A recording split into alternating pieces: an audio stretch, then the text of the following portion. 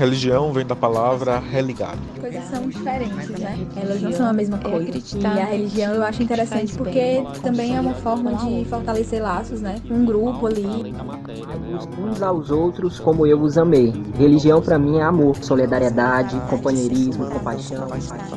Mas também eu não vejo a religião como determinante de uma espiritualidade, que muitas vezes... E a religião também dos indígenas, das religiões indígenas, pede comunhão com tudo, com a vida. Espiritualidade é uma forma de vivenciar a vida acreditando em algo maior. Este é o Hebreu Podcast. Andar com fé eu vou, café não costuma falhar. Andar com fé eu vou, café não costuma falhar. Andar com fé eu vou, café não costuma falhar. Andar com fé eu vou, café não costuma falhar. E aí, gente boa, tudo bem? Como é que vocês estão? Eu sou Lidomar Nepomuceno, host do podcast O Hebreu. E eu sou Lia Girão, também host do podcast O Hebreu. Uma definição simples ou uma busca rápida identificaria o pluralismo religioso como uma condição presente nas sociedades onde não há uma hegemonia religiosa, onde não há o domínio de uma única expressão religiosa. Isso como consequência da democratização das sociedades que consideram todas as práticas religiosas e seus sujeitos como legítimos. Pensando assim, podemos dizer que o Brasil, uma sociedade democrática, teria o pleno exercício desse pluralismo, que a diversidade de pessoas, raças e culturas se traduziria em uma diversidade de crenças igualmente respeitadas. Porém, é bem simples entender que a situação é um tanto mais complexa e que isso não se dá de fato em nossa sociedade, onde ainda com a concepção do Estado laico, as religiões de expressão cristã são predominantes numérica e politicamente, fator que tem impacto na garantia de direitos às outras expressões religiosas. Durante nossa temporada, podemos discutir mais sobre essas nuances, conhecer melhor expressões religiosas distintas e também as resistências que cada uma vive em nossa realidade de enfrentamento da intolerância e racismo religiosos. Pensando em promover e efetivar espaços de diálogo, nosso último episódio, ao invés de apresentar uma única religião, conta com convidados de episódios anteriores para conversarmos sobre nossas visões do pluralismo religioso no Brasil e a necessidade de promoção da tolerância e equidade dentre as diversas vivências religiosas de nosso país. O Hebreu tem o prazer de receber novamente em nosso estúdio virtual Eliana Coelho, Frei Faustino, Raquel Santos e Dilian Herman. Então, gente, muito bom estar com vocês aqui de novo. Hoje é um episódio especial, porque é o nosso último episódio da nossa primeira temporada dessa série Pluralismo Religioso no Brasil. Pensarmos a pluralidade para além de religiões diferentes, mas compreendermos que existe uma expressão religiosa para além daquela da mídia televisiva, né? Então, a gente também se propôs, num primeiro episódio, falar sobre os desigrejados, porque a gente quis mostrar que existe um outro jeito de ser cristão para além de estar numa igreja, estar igrejado. Então, tem essa pluralidade também. A gente também optou por trazer cristãos, né, católicos, evangélicos, de um pensamento progressista, libertário, para mostrar também que tem essa gente com um pensamento diferente daquele que é o hegemônico. É por isso que a gente convidou algumas pessoas, né? Daí a gente esclarece também que a gente não trouxe todos os convidados e convidadas de todos os episódios, então a gente convidou algumas pessoas, né, que tinham agenda, que tinham disponibilidade para participar conosco, estão aqui e eu vou pedir para se apresentarem. Eliana? Meu nome é Eliana Coelho, né? Eu participei do episódio piloto e do primeiro episódio dos Desigrejados. Sou socióloga evangélica desigrejada, mas que frequenta algumas vezes, né, a Bethesda de Fortaleza, né? Tem que fazer essa justiça, vamos dizer assim, com esses irmãos dessa comunidade que é progressista. Faço parte também do Evangélicos, que é Evangélicos pela Diversidade. Já falei que eu sou feminista? Sou feminista e é isso. Estou aqui para contribuir na conversa, no que eu puder, mais para escutar também, né? Porque eu falo muito, então é bom eu ficar um pouco calada. Eliana, fala como é que você percebe isso do Brasil ser um país tão plural religiosamente. Assim, eu acho positivo. Eu não acho negativo e eu acho que uma condição para que o pluralismo religioso seja realmente efetivado enquanto condições de poder, e aqui eu estou falando dos espaços de micropolítica, não só dos estados institucionais, é que nós todos que cremos de vários, vamos dizer assim, diferentes religiões, a gente defenda com, vamos dizer assim, com unhas e dentes o Estado laico. A laicidade, ela vem junto com o pluralismo. Precisa que o Estado não tenha favoritos para que o pluralismo, não é que o pluralismo possa existir, ele vai existir com o Estado laico ou não, no caso do Brasil, né, sempre existiu, mas estou falando para se fazer justiça, para que todos tenham as mesmas condições, para que todos sejam respeitados, enfim, eu acho uma coisa positiva, fazendo essa ressalva de que nem todos têm os privilégios, que existem religiões que são ditas majoritárias que têm privilégios antes ao Estado, e isso eu acho errado, muito errado, na verdade. Então eu sou a favor do pluralismo religioso e defensora com unhas e dentes do Estado laico. Obrigado, Eliana. Frei Faustino. Eu sou Frei Faustino dos Santos, sou natural de Alagoas, litoral sul alagoano, atualmente residente no Recife, na capital do frevo, Veneza Pernambucana, como é conhecida também. Sou católico da Igreja Católica Apostólica Romana, frade franciscano e padre da igreja. Participei do episódio sobre os desigrejados, muito embora não seja um desigrejado, nem nunca tenha também me entendido como isso, mas entendo que para falar de desigrejado, a gente tem como pressuposto alguém que um dia foi a compreensão do que é ser igrejado e assim por diante, então eu sou meio dentro dessa perspectiva. Então, o que é que eu acho da igreja enquanto um país plural religiosamente? Primeiro, eu gostaria de fazer um comentário de que eu não gosto muito do sufixo do pluralismo, porque normalmente a gente entende isso como um aspecto muito negativo, né? Tudo aquilo que sucede com o ismo é negativo, é ruim.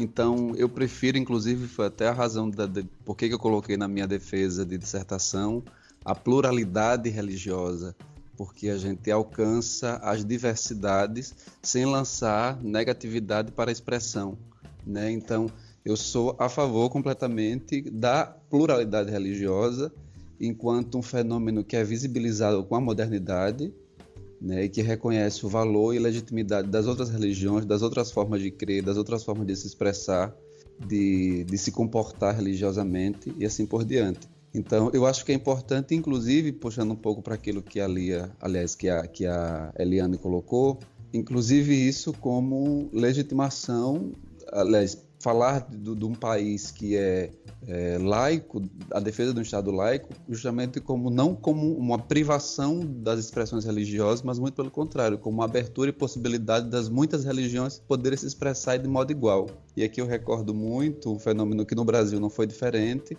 mas desde antigamente, quem é historiador poderia dizer com muito mais precisão que eu, muito mais propriedade, quando foi imposto, por exemplo, a religião cristã como o ideal da Pax Romana, por exemplo, e no Brasil também quando se instrumentaliza os instrumentos da religião, então isso é imposição e acaba sendo violência. E o protótipo da religião não é infligir violência, mas muito pelo contrário, é promover a paz porque fala em nome de Deus, independente de que nome a gente dê a ele, de que nome a gente professe, de que maneira a gente expresse essa fé que a gente tem nele. Desse modo, eu entendo que a pluralidade religiosa, ela não só é um bem, mas como deve ser entendido como uma possibilidade também de respeito ao diferente que é o outro, que a vida não é igual. Inclusive, eu estou até aqui com um livro que se chama Unidade na Pluralidade, que eu ganhei hoje, fiquei muito feliz, porque a gente se entender enquanto pessoas religiosas, né, e aqui, inclusive também quem não pertence à religião, mas que tem uma espiritualidade, é alguém que se vincula de alguma maneira com o sagrado. Né? Então, sou a favor disso, sim, e não sei se quem poderia dizer a favor, mas uma pessoa que muito mais que ser a favor da pluralidade religiosa, alguém que incentiva e que cultiva isso, independente da minha crença, do chão de onde eu piso. Olha, eu quero agradecer, e antes de passar a palavra para Raquel, como é importante isso, né? A gente traz os cacuetes da academia, né, Eliana? E a gente reproduz, né? A língua tem isso. As palavras, como elas também são uma construção histórica, cultural, social, né? Então, obrigado, Frei, por ter atentado para isso, né? Muito importante. Raquel, por favor. Olá, boa noite. Axé para todos e todes e todas. Eu sou Raquel, moradora da periferia de Fortaleza, mulher cis, não branca e umbandista. Eu participei do episódio 6, que falava da Umbanda, o Sagrado Mais Perto, sobre o que eu acho da pluralidade, né, como salientou o Frei. Eu acho ela necessária, Essa é a palavra que vem à minha mente. Porque nós mesmos somos plurais, né? Então, cada um de nós lida, né, com a sua energia, com a sua conexão com o sagrado, com a natureza de uma forma. Então, como poderíamos pedir que fosse um único jeito de lidar com isso, né? Se cada um sente e transborda de modo diferente. Para além disso, a coisa do poder, né? Como disseram, o Estado laico, né? Quando você tem uma única coisa à frente, essa coisa vira hegemônica e vira, eu não queria usar ditatorial a palavra, mas ela vira um dogma, né? Uma coisa fixa, né? Que não pode ser contestada, que não pode, né, ser abalada, pegada, questionada, e não é isso, né? As religiões estão aí justamente tanto para dar um respiro, um amparo para cada um de nós, como para questionar, né? Questionar a fim de um bem maior, né? Quando você é melhor para si, você consegue ser melhor para os outros, né? E assim a gente pode fazer essa comunhão. Obrigado, Raquel. Gillian, por favor. Boa noite, Salam. Eu sou Giliano Herman, tenho 38 anos, eu moro em São Luís do Maranhão, sou maranhense na realidade. Sou filha de brasileiros, mas tenho ascendência árabe, meu pai vem de uma família árabe. E como eu falei no episódio que eu participei, que foi sobre o islamismo, fazer a shahada, fazer a reversão para o Islã, na verdade foi resgatar minha fé ancestral, porque meu pai, muito embora venha de família árabe, não professava o Islã. Ele tem memórias assim bem longes do Islã, do meu bisavô, Ghulam Mustafa. Então eu fui criada no ambiente religioso da minha mãe, que é o cristianismo. E muito inquieta na juventude, fui buscar a minha ancestralidade, até chegar no Islã. Sou feminista também, alhamdulillah por isso, porque a gente precisa resgatar aquilo que Deus nos dá, mas que infelizmente o sistema machista patriarcal nos nega, né? Sou formada em História pela Universidade Estadual do Maranhão, ativista política, diretora da Aliança Palestina Maranhense, ativista pró-Palestina, anti-sionista, anti-nazista, uma pessoa extremamente ativa nas lutas sociais. E o que significa pluralismo religioso para mim? O apanhado de todos que falaram aqui já dá uma gama de informações maravilhosas sobre o que é o pluralismo, o que é o Estado laico. Mas eu penso que pluralismo religioso, na perspectiva do Brasil, está intrinsecamente ligada com a nossa identidade nacional, né? A nossa formação populacional. A gente tem um país formado aí por N povos e cada um veio trazendo sua contribuição cultural e religiosa. Então, cada traço de religiosidade, de espiritualidade que tem aqui nesse país, ela vem formando a história desse povo. Então, quando a gente pensa em religiões como o Islã, por exemplo, né, geralmente as pessoas entendem que é algo muito apartado da nossa história, da nossa realidade, e não é. Porque, na verdade, o que falta ao brasileiro é um conhecimento muito profundo da sua história, das suas origens. O Islã, ele chega no Brasil por várias formas, inclusive pelos navios negreiros. E as pessoas não têm esse conhecimento. Então, a gente tende a ver a religião do outro como algo muito apartado da nossa realidade, das nossas vidas, e não é. Então, pluralismo religioso no Brasil significa resistência cultural, formação de identidade, enfim, uma gama de coisas nesse sentido. E justamente por isso é fundamental que a gente preserve o Estado laico. É fundamental que a gente preserve os direitos de todas as pessoas a professarem a fé que quiserem, da forma que quiserem, com os ritos que quiserem, desde que haja respeito em relação à fé do outro. Perfeito. Eu acho que é muito importante tudo isso que foi colocado, né? Porque, como a Gillian falou, só isso que foi dito aqui, eu acho que se a gente recortasse e falasse, vamos escrever um livro, já dava um livrão. Então eu fico muito feliz de poder estar no meio desse diálogo e ouvindo tudo isso que foi dito, porque são coisas que a gente escuta e eu percebo que tá todo mundo assim, né? Concordando, acenando com a cabeça, e talvez as pessoas que estejam nos ouvindo no podcast também estejam concordando e acenando com a cabeça. Mas se é uma verdade assim que muitas pessoas comungam, por que a gente ainda, né, tem que lidar com essa questão da intolerância religiosa? E eu acho que é algo muito importante para a gente pensar sobre esses caminhos para o debate interreligioso. E, na verdade, no nosso segundo bloco, né, a gente se propõe mesmo a pensar na necessidade de espaços de diálogo para a superação desses preconceitos intolerância religiosa. Nós aqui temos uma maioria, né, das religiões cristãs, né, temos eu, Lidomar, o Frei, a Eliana, e nós temos também representação de religiões que são minoritárias em representação. Né? Quando a gente fala, né, nessa minoria, não é de número, gente. Nós temos religiões numericamente gigantes, mas que ainda sofrem com preconceito religioso.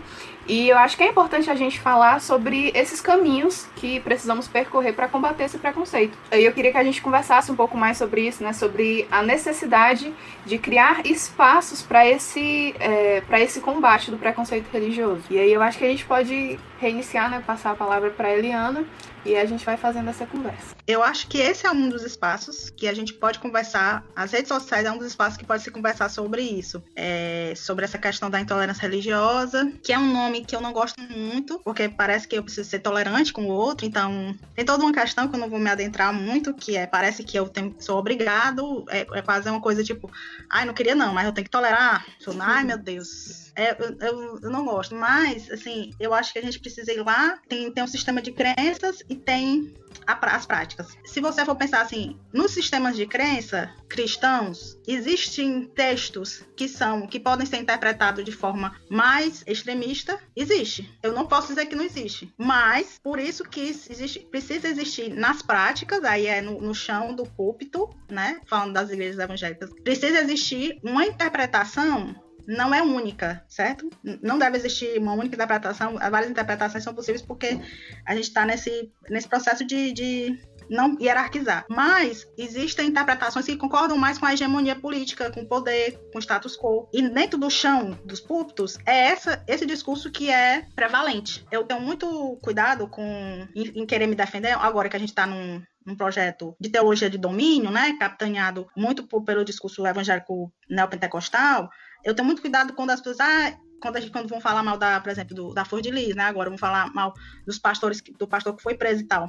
Gente, mas nem todo crente. Eu acho muito perigoso você não tem nem todo crente, porque fica parecendo que não tem problema dentro da instituição, sendo que tem.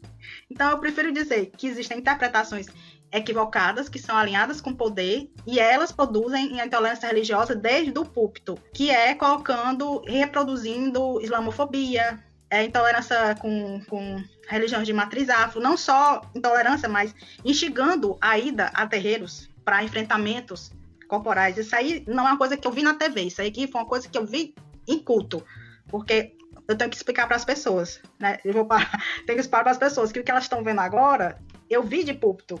Eu participei, eu vi coisas que são loucuras hoje, que as pessoas dizem, eu não acredito que isso existe. Existe em muitos lugares. Então, assim, não muda a intolerância religiosa por causa disso, porque tem que mudar a interpretação, que tem que discordar do status quo, porque senão o evangelho fica comprado, né? Ok, então eu gostaria só de fazer coro a essa última fala, sobretudo da Eliane, porque quando a Lia faz a pergunta, por exemplo, né, quais os espaços, necessidade de espaços para a superação do preconceito, a primeira coisa que me vem à mente é justamente a superação da dúvida. Assim, aliás, não a superação da dúvida, mas o fazer a dúvida, duvidar também. Não dúvida no sentido de dizer, não sei, será que é isso? Não. Mas por que o outro é ruim? Por que o outro é do mal? Por que o outro é do demônio? Por que eu fui incutido? Por que eu fui construído, estruturado sob essa ótica? Então, tem um cardeal na Igreja Católica, que se chama Cardeal Tolentino, que inclusive ele é o bibliotecário do Vaticano, que ele faz livros assim que são bem diversos do ponto de vista. Ele diz, o elogio à sede, e aqui eu diria, é importante a gente elogiar a dúvida. Por que tudo isso que foi me ensinado, eu herdei da igreja ou da religião que eu pertenço, demoniza o outro, rechaça o outro como se fosse ruim, né? Então, eu acho que nesse sentido, o espaço é a gente elogiar, dar espaço para que a dúvida, ela me construa também. E me reconstrua, na verdade, né? Destrua os preconceitos que eu tenho. E aqui eu gostaria de trazer presente, porque dentro da Igreja Católica tem 2 documentos que pouco são falados e conhecidos pelos católicos e cristãos da Igreja, que são Diálogo e Anúncio e Diálogo e Missão, que trata justamente que tem espaços que favorecem o diálogo interreligioso e que são diversos. Por exemplo, o diálogo de vida. Por que eu não dialogo com o outro? eu devo sair um pouco do meu círculo, de vício e tal, porque é muito bom eu estar junto dos outros que pactuam com o meu pensamento. Mas eu me construo também, me edifico a partir da experiência que o outro tem, da religião do outro, da forma como se expressa, assim por diante. Então, o diálogo de vida e até também o diálogo por meio da oração, rezar com a oração do outro, entender que o outro também tem uma maneira de rezar que me edifica. Tem um diálogo também de intercâmbios intelectuais, a forma que o outro compreende a vida, que está muito condicionada pela religião, também tem muito a me ensinar. E assim por diante. Então eu acho que a gente tem possibilidade sim. E aqui eu sempre quando falo desse tema, eu gosto de dizer assim, a gente consegue odiar, por exemplo, alguém que é amigo meu, mas que pertence a outra religião? Não, porque a gente o conhece para além da religião. Então é nesse sentido, é importante que a gente crie vínculos de proximidade com as pessoas para a gente entender que o humano, aliás, a religião está para o humano e não o humano para a religião. Inclusive o próprio Jesus coloca isso, né, quando adverte os fariseus, doutores da lei, que colocava a lei acima de qualquer coisa. Então eu acredito que a gente falta conviver. E desses espaços, eu acho que muito mais é o diálogo da vida. Eu conviver com o outro que é diferente, inclusive para impor limites a mim. Eu não tenho a verdade, eu não sou o dono da verdade. O outro também tem a sua verdade e, portanto, até me constrói, me edifica mais e eu, com a minha verdade, também construo e edifico o outro de alguma maneira. Então é um pouco disso que eu penso. Enquanto vocês falavam, eu pensava aqui, né? Se a gente procurar no dicionário, o que é que está escrito sobre intolerância religiosa, né? Joguei no Google, né? Porque nós é dessa.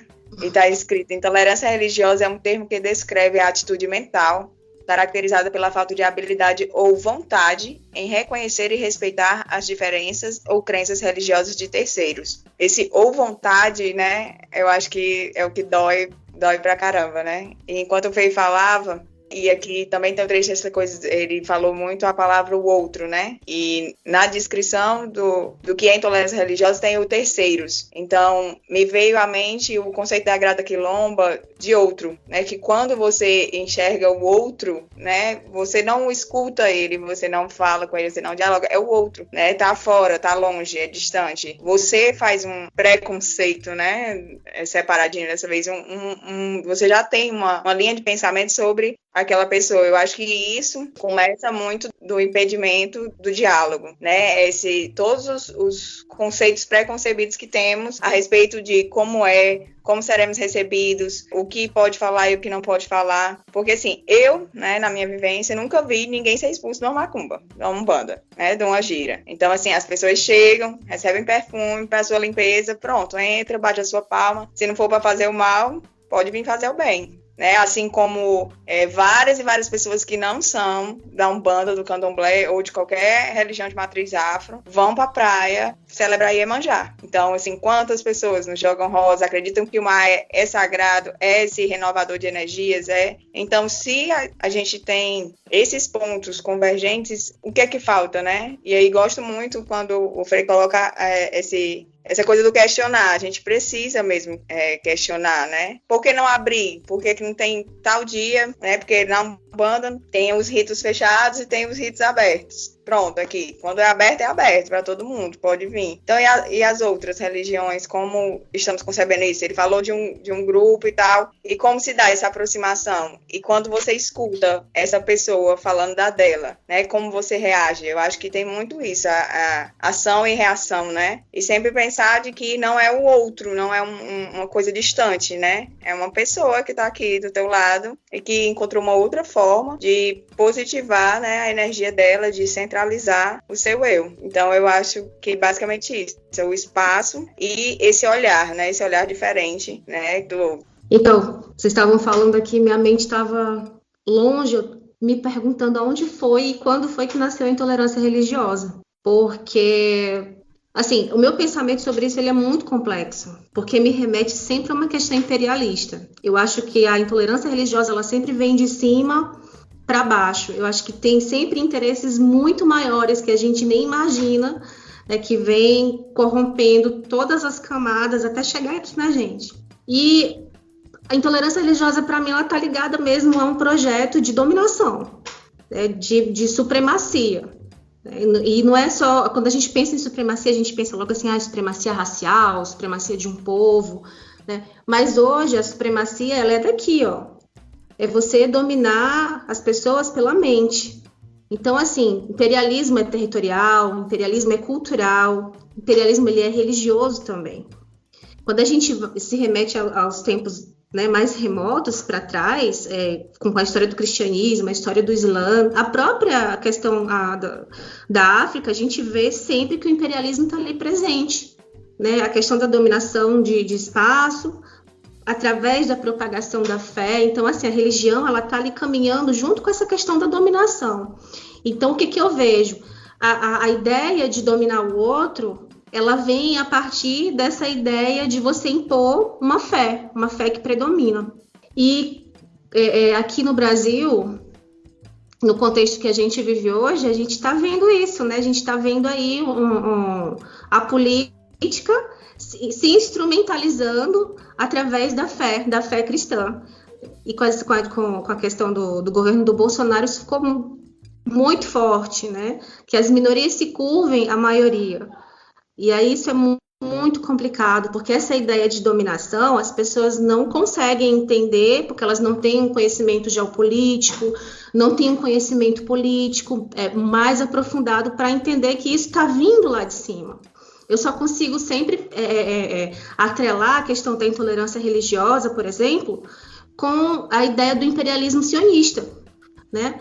Eu vejo muito presente que o Brasil, as igrejas evangélicas neopentecostais, elas hoje servem de mecanismos, de instrumentos para implantar essas ideias de supremacia religiosa aqui no Brasil. Não que não houvesse intolerância religiosa há um tempo para trás, porque a gente sabe que tem, e novamente isso vem também de toda uma questão de dominação histórica, mas hoje ela está mais presente ainda, e a gente não está conseguindo visualizar, não está conseguindo entender de onde está vindo isso. Está vindo lá de cima, está vindo de um poder que a gente desconhece. E como é que a gente vai trabalhar isso? Penso que é bem complexo, porque como é que eu vou explicar para as pessoas essa minha visão? Vem de uma questão imperialista, de uma ideia assim, assado, cozido, de conhecimentos geopolíticos e tal. As pessoas não vão entender, né? Então, a gente tem que começar a ser muito pedagógico, muito sensível quando for trabalhar a religião do outro, quando for abrir o espaço de fala para o outro. Então, assim, quando as pessoas me olham de hijab, por exemplo, na rua, eu aqui em São Luís eu não sofro muito preconceito, mas eu já tive a oportunidade de ir para outros estados e as pessoas se impactarem. Nossa, terrorista. Olha só a ideia que a pessoa tem do outro, acerca de mim. De onde vem essa ideia? Do imperialismo, instrumentalizado na mídia, né? Eles me colocam como terrorista. Mas em nenhum momento a mídia vai lá e explica que grupos terroristas nascem a partir de uma demanda imperialista ocidental. Né? Ninguém vai explicar isso. Sempre são psicopatas em nome de Deus que saem matando. Então, assim, como a gente vai adentrar espaços para quebrar a intolerância religiosa? Uma coisa que eu sempre fico pensando muito. Eu acho que é muito pertinente você entender que você precisa abrir espaços e dar o lugar de fala para quem realmente vivencia aquela religião. Eu não posso falar da Umbanda, porque eu não vivo a Umbanda, mas é justo que eu, dentro do meu espaço religioso, por exemplo, dentro da UMA, que é a Nação Islâmica, eu possa um dia chegar e trazer alguém da Umbanda para falar um pouco da Umbanda. Posso trazer alguém um pouco para falar do catolicismo, do espiritismo e por aí vai. Porque ao final de tudo, se a gente for parar para perceber, todas as religiões elas têm um ponto de cruzamento. Principalmente no que diz respeito a judaísmo, cristianismo e islamismo, porque a gente vem ali do mesmo tronco abraâmico. Então, tem muitas coisas em comum. Então, talvez a gente tenha mais coisa que nos aproxime do que coisas que nos afastem. Desde a fala da Eliana, eu fiquei pensando sobre algo que aconteceu comigo ontem. Ontem eu fui convidada para ir para um culto que seria feito num terreiro de Umbanda. E era um culto proporcionado por uma igreja evangélica, inclusiva e tal. E é muito próximo, esse terreiro é muito próximo da minha casa e apesar de eu não ter planejamento nenhum para ir, eu consegui ir. E, enfim, fui muito bem recebida e tal, ok. E na hora que o pastor, né, foi levar a mensagem, foi falar, ele tocou justamente nesse ponto que a Eliana falou, que a gente fala muito tolerância, mas que, obviamente, estou falando aqui dentro do cristianismo, né? Então, mas que o Jesus do cristianismo, ele tá um passo à frente da intolerância, que é no amor. E que seria ótimo, seria perfeito se a gente ultrapassasse esse ponto da intolerância mesmo e buscasse ter um amor por aquelas pessoas que são nossos irmãos. Porque a gente trabalha com a ideia de que irmão é quem tem a mesma religião que eu, mas eu acredito que quando a gente percebe que compartilhar uma crença em um Deus, em algo superior, compartilhar inúmeros sistemas de ter uma espiritualidade, é algo que nos torna tão irmãos quanto, às vezes, compartilhar a mesma crença. Então, não me importa se essa crença é diferente, se a religião do outro é outra, mas me importa que nós estejamos num acordo de nos unirmos e nos amarmos como irmãos. E aí ele citou, e eu estava procurando aqui, mas não achei, um trecho de Apocalipse, né, que é na visão. João estava procurando o templo, né, na Nova Jerusalém, e ele não achou o templo. O que ele achou foi uma praça, e era uma praça que todos juntos comungavam. E quando ele falou isso, quando ele citou esse exemplo, meu Deus do céu, amanhã tem a gravação e um dia antes eu sou bombardeada com esse tanto de não é nem informação, mas com uma nova perspectiva, né, de perceber, porque eu, pelo menos, ali antes dessas gravações do Hebreu, eu acho que eu tava mais no nível de tolerância e de, tipo, eu conheço, como o Frei falou, né, conheço fulano e ele tem outra religião, a gente convive muito bem. Mas ultrapassar isso da tolerância, eu acho que é justamente o ponto que a gente precisa para conseguir conversar e conseguir combater mesmo esses privilégios que algumas religiões têm, enquanto outras sofrem uma série de restrições, né?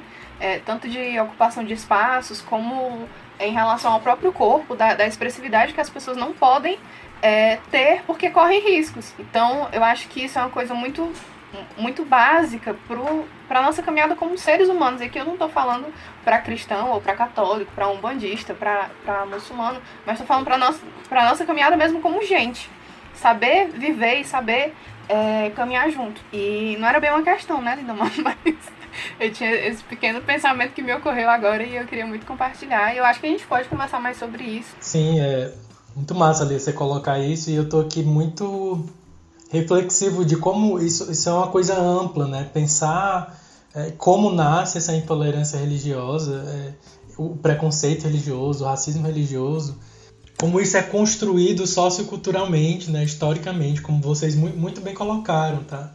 Tá para muito além de uma questão meramente subjetiva, é estrutural, é social, né? Então, muito rica a contribuição de vocês, isso que a Gillian coloca, para a gente ver o tamanho do problema, né? E ver o quanto que é importante entendê-lo e buscar formas de superá-lo, né? Eu acho que o principal propósito, aquilo que de melhor a gente pode tirar de um espaço de diálogo, é a gente conversar, aqueles que muitas vezes são agentes desse preconceito religioso, e aqueles que sofrem, né? Porque acho que é importante colocar, né? No Brasil, a gente tem aqui, nesse episódio, a Raquel, que é da Umbanda, né? Portanto, representando aqui de alguma forma, já que outras pessoas não puderam estar, mas uma religião de matriz africana, afro-brasileira, e a Gillian, que faz parte da segunda maior religião do mundo em números, né, se eu não me engano, mas que no Brasil é uma religião minoritária, que são alvos de preconceito religioso. E aqui no Brasil, os agentes desse preconceito religioso, em regra, são cristãos, católicos, evangélicos, né? Então, acho que é muito importante a gente entender isso. Você se percebendo enquanto um agente desse preconceito religioso, o que se pode fazer a respeito, né? Eu queria complementar a minha fala. No início da minha fala anterior, eu falei que é importante que a gente dê vazão à dúvida para que a gente supere as estruturas de intolerância que existem estruturalmente em nós. E quando eu falo dessa questão do dar vazão à dúvida, ao mesmo tempo também, e por trás disso, e talvez com muito mais profundidade, está a possibilidade de abrir-se à superação da ignorância. Porque eu sei que na raiz da intolerância religiosa está a ignorância. A minha verdade ela é tão absoluta que eu sou incapaz de me abrir ao outro que é diferente de mim. A beleza a expressão, a forma como se coloca no mundo, como enxerga a vida de maneira geral. Então, talvez o maior obstáculo seja justamente esse, né, para uma edificação de um diálogo efetivo. E eu gosto muito de muitos teólogos, eu parto sempre desse chão da teologia, pela minha formação, porque tem um Moltmann que ele fala uma coisa, que o diálogo ele é necessário quando existe uma causa a ser combatida, né, uma causa a que lutar. Não se trata somente de colocar numa mesa, ele coloca nesses termos, para narcisicamente falarem sobre as suas religiões. Né? O diálogo não é isso, não é um discurso sobre as religiões. É um compromisso que toda religião tem com a vida. E quando eu estou imerso na ignorância da minha religião como se ela fosse a melhor que as outras, isso eu não estou querendo dizer aqui desmerecendo o cristianismo que eu acredito, ou o judaísmo, ou o islamismo, ou o candomblé, ou banda que cada um acredita, porque eu acho que a religião, como diz o Dalai Lama, cada um tem que escolher a religião que lhe faz melhor. Então, se no cristianismo eu me encontro enquanto pessoa melhor, é nele que eu devo professar minha fé, assim como faço cada um, quem é cristão aqui, quem é umbandista, quem é candomblessista, muçulmano e assim por diante. Então, eu acho que é importante a gente perceber isso, mas o fato de eu me tornar uma pessoa melhor, me encontrar enquanto sujeito melhor dentro da minha religião, não me dá o direito e a liberdade de dizer que o outro é pior, ou não presta porque pertence a outra religião. Muito pelo contrário. Porque eu me descobri religiosamente a partir desse viés, o outro tem total liberdade para se descobrir e ser melhor onde quer que ele esteja. Então, é nesse sentido que eu falo do superar a ignorância. E quando eu duvido que a minha, somente a minha exclusiva, que Deus é esse parcialista, que só quer o bem de uns e os outros não. E eu acredito que não tem uma religião que diga que somente Deus é para um grupo seleto. Né? Não existe isso. Deus é para todo mundo. E o Deus é a expressão que eu coloco na minha religião, mas cada um, para a força maior, superior que está acima, tem uma maneira de dizer dele. Embora ele não se limite dentro da minha compreensão, da minha noção do que é Deus, do que é força superior, do que é o Lorum, do que é Allah e assim por diante. Né? Então, só assim, se sistematizando, então quando eu digo para dar vazão à dúvida, é justamente como possibilidade de abrir-se à superação da ignorância.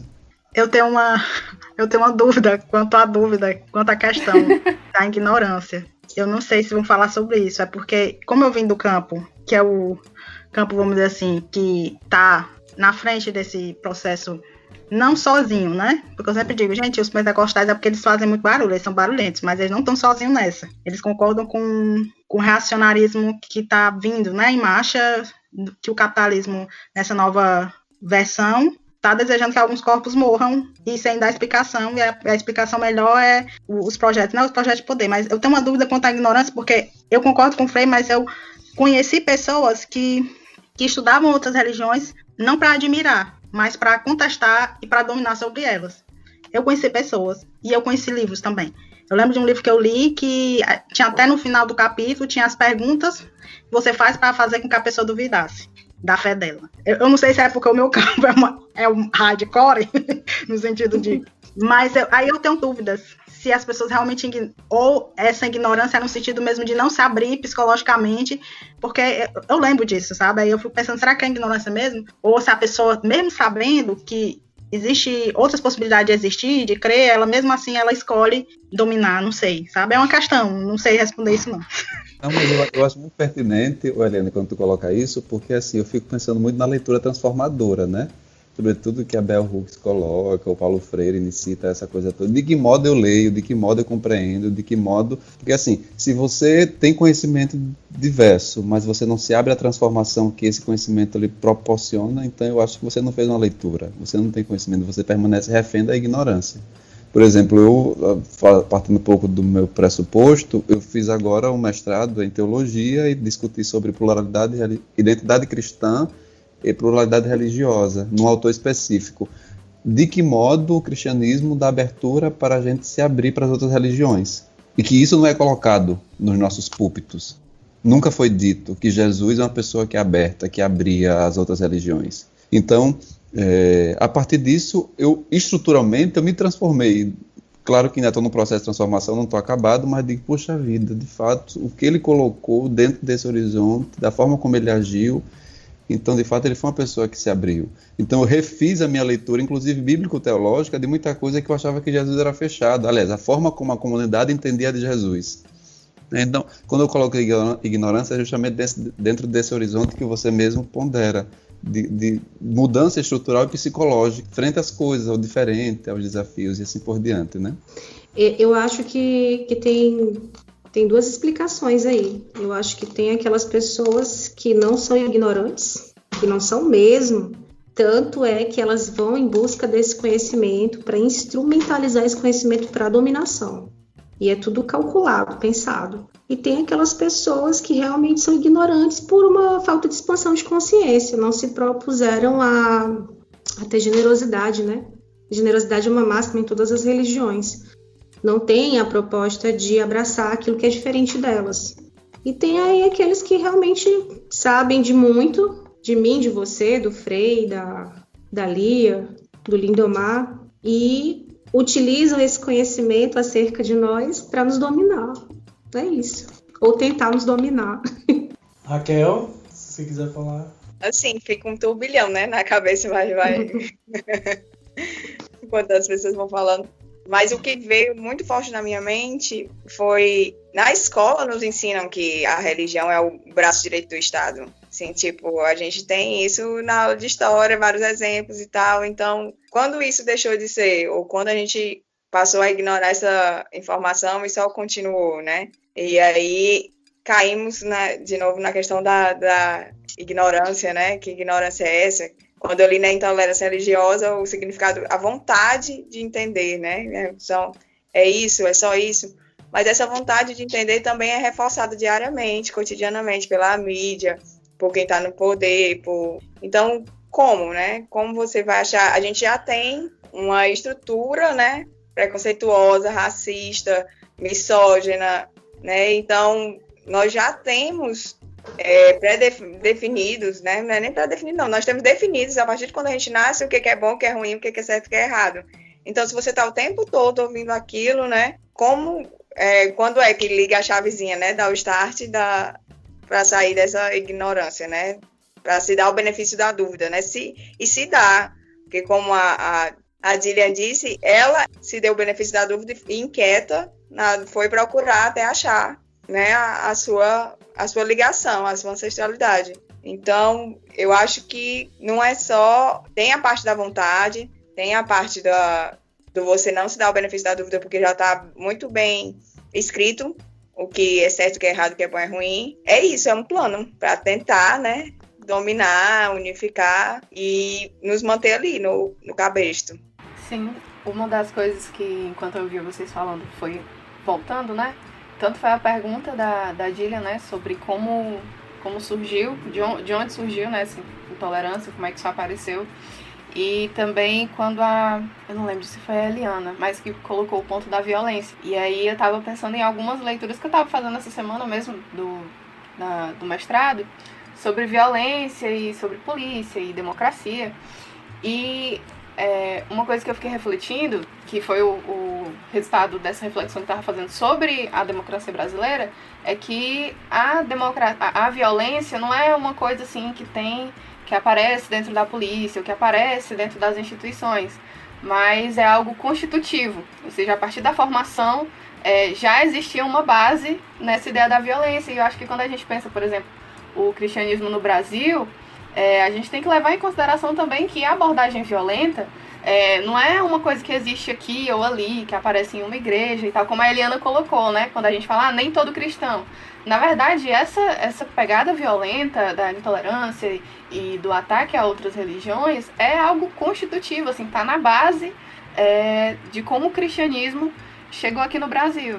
E aí eu acho que é bom a gente fugir mesmo desse discurso de que, mas nem todo cristão, mas nem todo mundo que... Mas pensar que a gente precisa superar esse Deus cristão que foi nos colocado, né, como um Deus que quer matar todo mundo que não está dentro da igrejinha dele, um Deus que quer que a gente tenha esse tipo de atitude discriminatória. E a esse Deus eu acho que nós devemos sim ser ateus, realmente desapegar dessa visão e partir para uma reconversão, né? De nascer de novo mesmo, de ter outra visão da religião. Isso aqui eu tô falando para cristão, pra gente desapegar. Tô quase me convertendo. Ó, se você quer aceitar o evangelho do hebreu, levanta sua mão. Mas aí, só colocando isso pra gente já partir, né, pro próximo ponto do bloco 2, que é justamente pensar quais são os obstáculos, o que nos impede de construir esse diálogo interreligioso. Então, o que tem nos impedido de qualitativamente conseguir ter essa conversa, não estou falando só com outras religiões, mas com pessoas mesmo, com a realidade da sociedade brasileira. Então, o que nos impediria de avançar no sentido da aceitação da fé alheia, né? Da fé do outro? São vários pontos, né? São pontos que, às vezes, eu fico pensando que a coisa já está tão enraizada que já vem no DNA da pessoa, assim, que é muito difícil você desconstruir certas coisas, né? Desconstruir o outro de forma positiva. E a intolerância é uma coisa que está internalizada, assim, na intimidade da religião de cada um. Tipo, no Islã a gente tem duas vertentes principais, né? A gente tem o xiismo e os sunitas. E dentro do Islã a gente tem os momentos tensos, assim, de intolerância. E o xiismo e o sunismo, eles não se diferem em muita coisa. São poucos pontos. Que, na verdade, quando teve a cisão, foi por uma questão política. E, novamente, eu já me remeto à questão da dominação, do imperialismo, enfim. A quem, de fato, interessa esses sectarismos religiosos, né? Eu fico pensando por horas na minha vida. Dentro do cristianismo, a gente tem aí católicos e protestantes, e que nem sempre é um convívio tão pacífico também. Eu acredito, né? Também não posso falar com muita propriedade, nem quero invadir o espaço de fala de ninguém, mas sempre escuto algumas coisas nesse sentido, que não é uma relação tão lia e lindomar. Uma coisa tão... E a intolerância religiosa, ela vai mexendo em vários aspectos dos demais nichos de relação humana. Tipo, eu sou feminista. Eu tenho uma dificuldade em adentrar determinados debates do feminismo, porque muitas acham que isso aqui é um símbolo máximo de opressão. Porque não existe a generosidade de entender que isso aqui é a minha identidade religiosa e cultural, que isso aqui é a minha conexão com Deus. Ninguém me impôs, não foi o macho que me impôs, não foi meu pai, não foi meu irmão, não foi meu marido, foi uma escolha minha. Né? E aí as pessoas, elas têm uma mania de falar pelo outro. Eu sempre falo que tem muito teólogo islâmico, porque eu nunca vi assim, tanta gente falando de coisas que não têm propriedade. Então, quando você não tem tolerância religiosa, tolerância com a espiritualidade do outro, você não vai ter tolerância com nada mais. E aí isso vai emperrando uma série de processos, né? Uma série de debates políticos, de movimentos. E eu fico pensando, será que isso não é proposital justamente para isso? Para que as pessoas não se entendam e fiquem sectarizadas e não tenham uma coesão de pensamento para que outras lutas se formem para transformar o mundo? Só para enegrecer para quem não tem a imagem, né? A Jillian estava falando do hijab, né? Vocês não estão vendo, mas quando ela estava falando desse símbolo que faz parte da identidade dela, ela está falando do hijab. Isso. Enquanto ela falava, me veio na mente, assim, porque eu estudo as negritudes, né, as africanidades, estou nesse percurso, né, nesse caminho. E quando você estuda, você vê que quando os negros e negras chegaram aqui no Brasil, por exemplo, eles foram separados para não ficarem em grupos que não falassem a mesma língua, para não haver uma união entre essas pessoas e elas se rebelarem, por exemplo. Então, quando é colocado a quem serve, né, essa intolerância, a quem serve essa sectarização, me lembra muito isso, né? Essa dominação, esse poder, essa forma que usaram, né? Além disso, o medo. Eu vejo muito essa imposição do medo como arma de intolerância religiosa, né? Ou como escudo, né? Aqui na minha casa mesmo, né? Minha mãe sempre cita muito essa questão do medo. Não, eu tenho medo.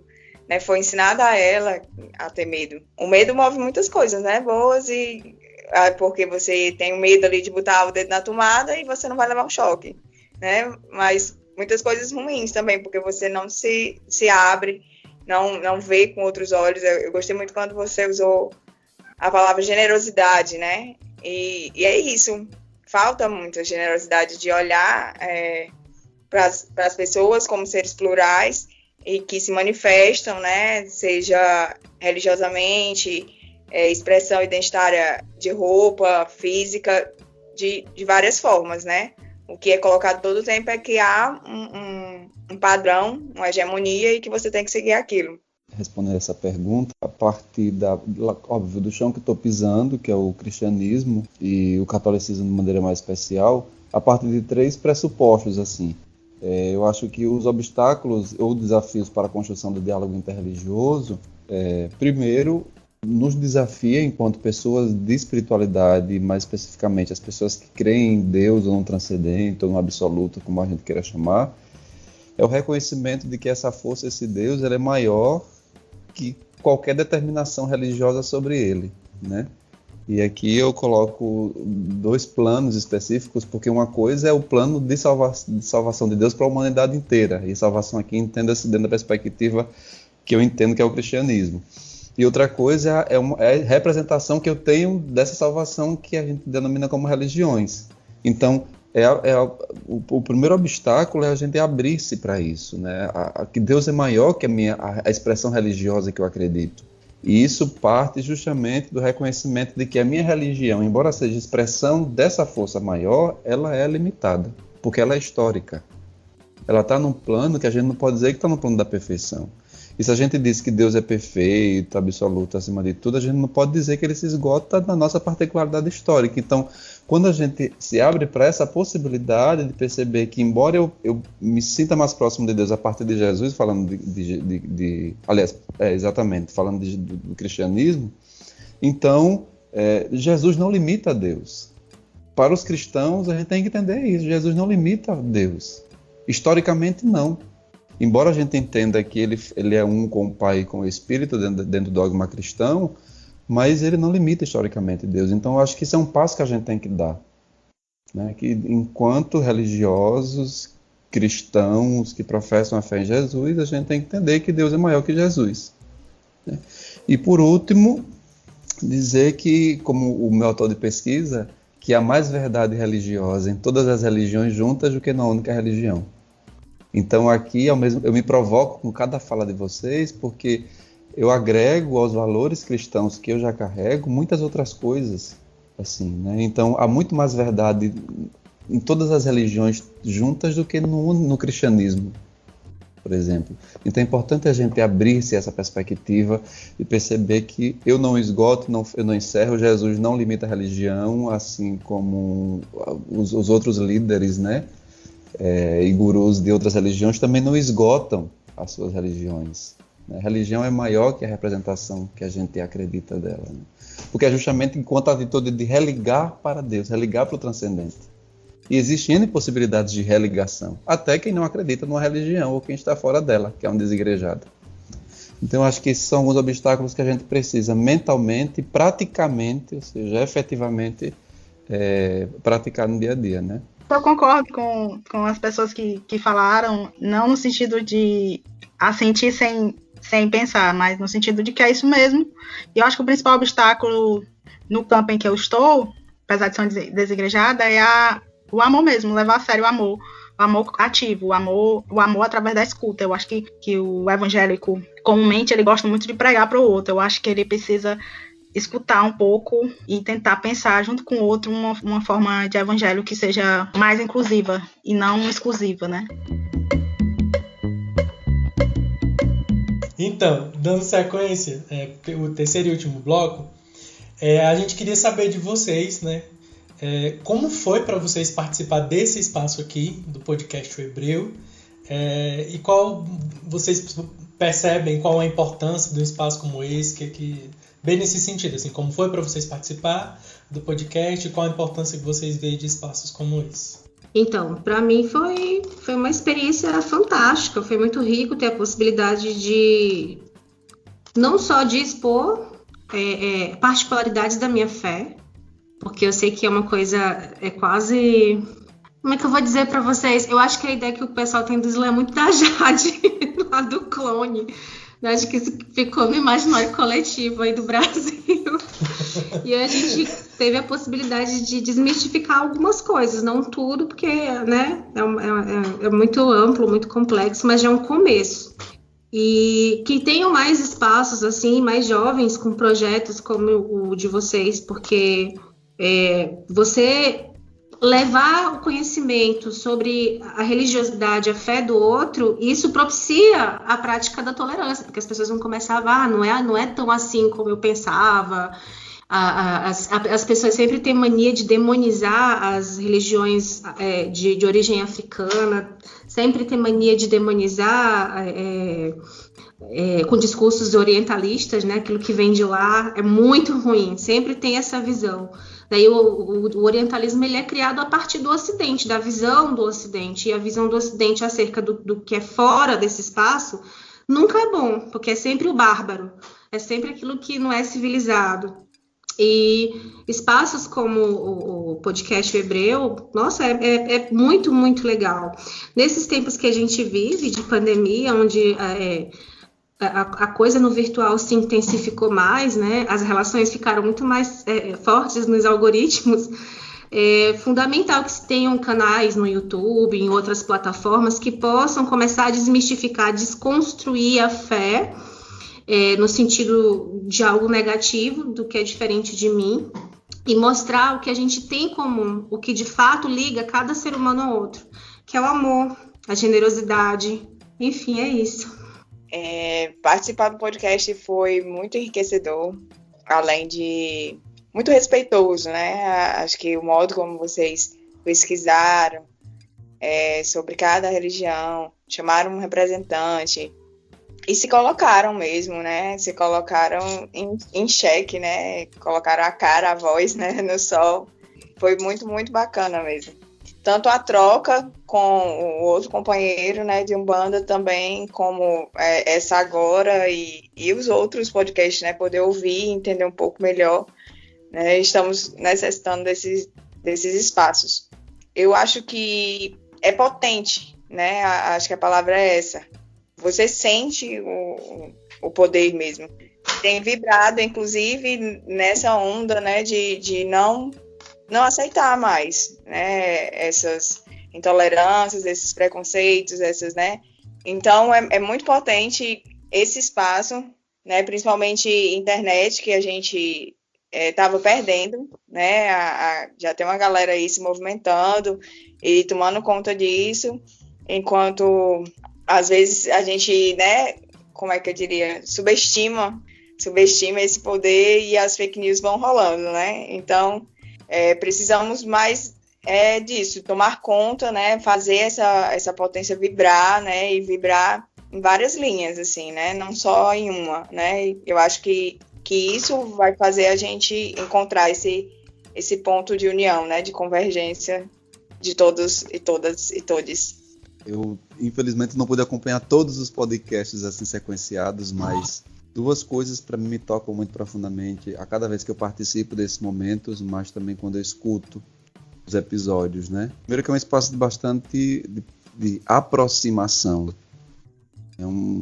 Assim, a gente sente, por exemplo, eu só conhecia a Lindomar, mas conheci no primeiro episódio a Eliana, a Lia, hoje estou conhecendo cada qual de vocês assim, e aprendendo cada vez mais, então para aquilo que o podcast se propôs de interreligiosidade, eu acho que ele cumpre bem o seu papel já desde aqui.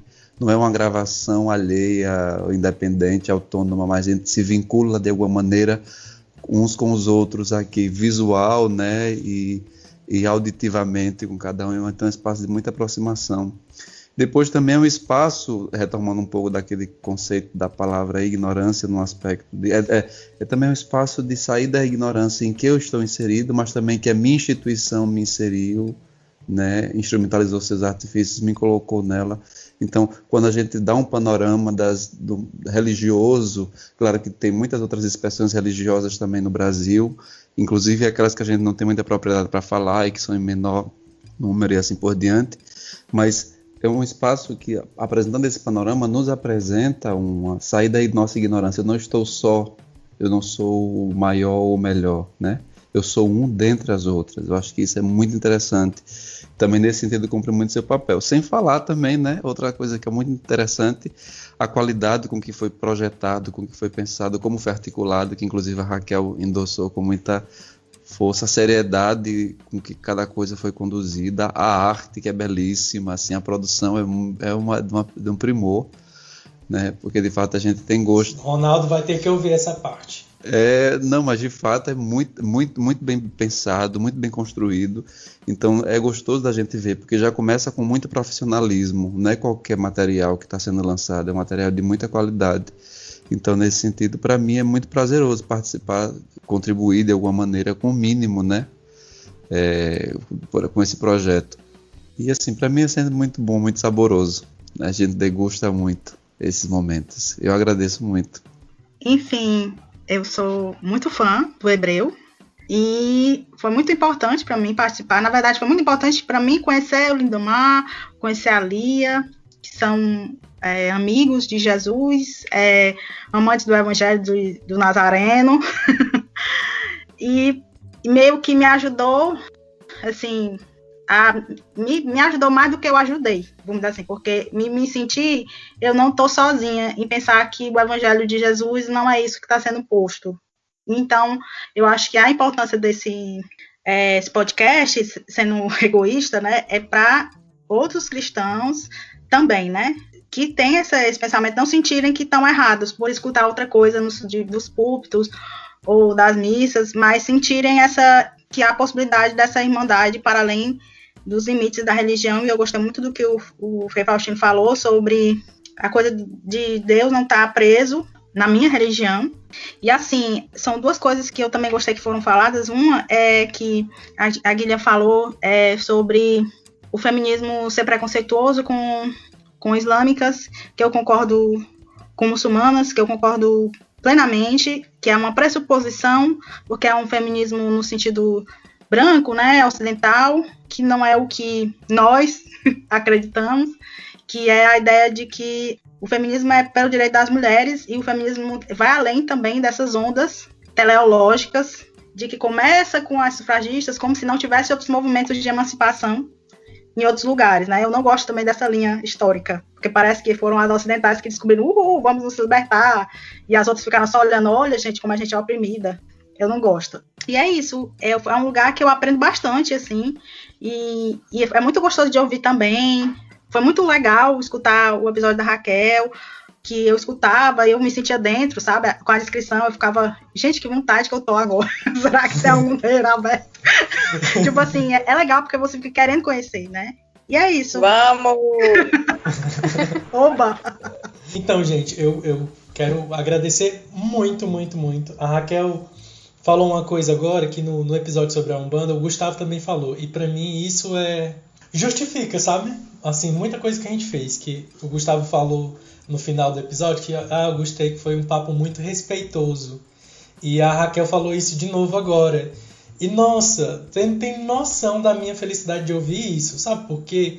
Porque a gente vem da academia, vem das ciências sociais, eu mais especificamente da antropologia, e a gente sabe como muitas vezes a academia aborda as religiões de uma maneira a fetichizar a religião. Enfim, então assim, quando eu e Lia sentamos para pensar como a gente queria fazer a abordagem nessa primeira temporada, foi uma das coisas que a gente tentar fazer isso de uma maneira respeitosa, começando por chamar quem é da religião para falar da religião. Não vamos chamar alguém que pesquisou o islamismo, alguém que pesquisou a Umbanda para falar. Vamos chamar as pessoas. Então assim, nossa, ganhei, sabe? Ganhei a temporada ouvindo isso de vocês. Muito, muito obrigado. E aí eu quero aproveitar para agradecer a todos os convidados e convidadas, todos e todas que participaram. Muito, muito obrigado. Quem fez a beleza e a riqueza dessa temporada foram vocês que contribuíram.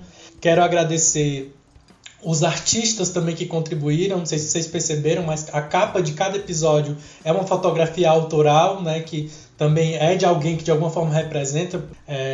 Enfim, então a gente esse diálogo que a gente começou nos episódios e que continua agora, ele também continua nessa expressão também, da identidade visual do podcast, de chamar fotógrafos que de alguma forma estão ligados a continuar. Então, obrigado a cada artista que também contribuiu.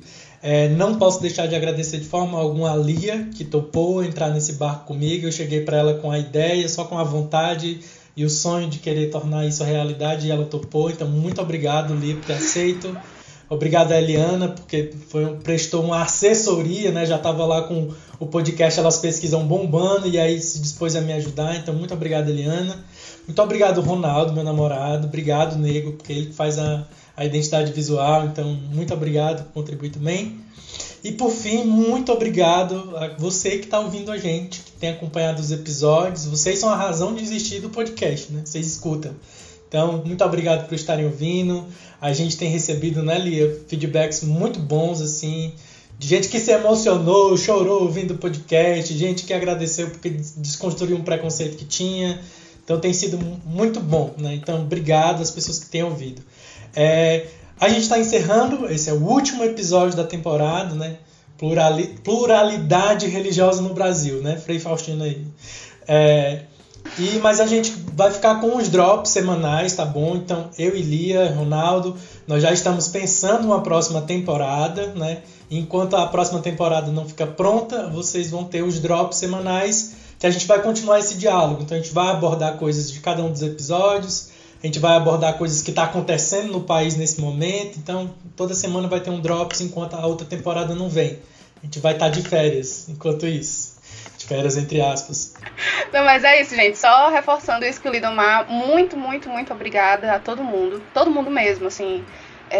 Eu vejo como se fosse um quebra-cabeça se estruturando. Que o Hebreu não é o Lidomar e eu e o Ronaldo, não é nós os convidados, mas todo mundo e tudo que aconteceu. E eu me sinto, assim, profundamente afetada e transformada. Existe uma Lia antes e uma Lia depois, né? Uma Lia que se reconverteu durante o Hebreu. Então eu fico muito feliz de poder fazer parte. Obrigada, Lidomar, pelo convite, pela paciência, enfim, eu sou muito grata a você por tudo. Eu queria encerrar de um jeito, aí é uma proposta para vocês, se vocês toparem. Se vocês poderiam encerrar comigo e a Lia se despedindo, a gente fazer uma saudação, cada um da sua expressão de fé. Se vocês toparem, cada um dá a sua saudação para a gente encerrar, pode ser? Então, muito obrigado, paz e bem a todos e todas. Bismillahirrahmanirrahim, tem nome de Allah, o misericordioso, o misericordiador. Salamu alaikum, wa rahmatullahi wa barakatuh. Que a gente possa viver em amor e generosidade sempre. Obrigada. Também queria deixar para vocês um pouco da filosofia Banto, que fala sobre uma sociedade sustentada pelos pilares do respeito e da solidariedade. Ubuntu, eu sou porque nós somos. Obrigada. Axé. Então, muito obrigado também, gratidão e paz e bem a cada qual de vocês. A paz do Senhor a todas, a todos e a todos os ouvintes do Hebreu Podcast. Eu também fiquei na dúvida de qual escolher, Eliana, mas eu escolhi o Graça e Paz, porque eu acho que é uma coisa que a gente deseja a todos e todas, né? Que todos se sintam abraçados e envoltos pela graça e que tenham paz, né? Agora eu vou fazer a bênção apostólica, né? Que é a graça do Senhor Jesus Cristo. O amor de Deus Pai.